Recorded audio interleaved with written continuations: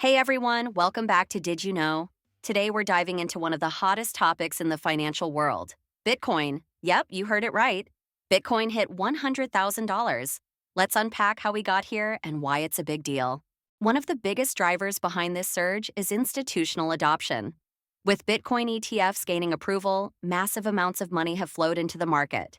It's estimated that institutional investors have poured over $50 billion into Bitcoin this year alone, making it more accessible to both big players and regular folks like us. Did you know that just a decade ago, Bitcoin was considered too underground for big banks? Now, giants like BlackRock and Fidelity are diving in headfirst. Crazy, right?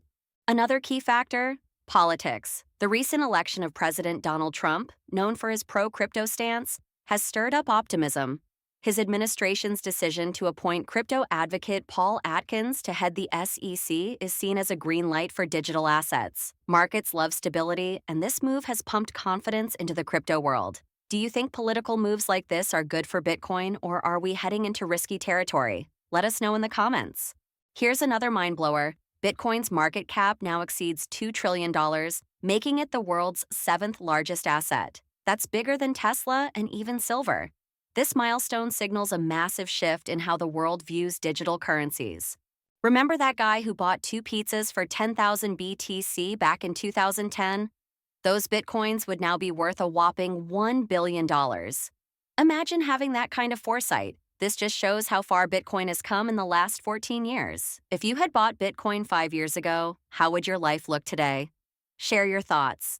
Will Bitcoin continue to climb, or are we headed for a correction? Analysts are divided. Some say $150,000 is just around the corner, while others warn of a potential pullback. What do you think? All right, folks, that's it for today's video. If this blew your mind as much as it did ours, hit that like button and subscribe for more fascinating insights. And don't forget, we want to hear from you. What's your prediction for Bitcoin's future? Drop your thoughts in the comments.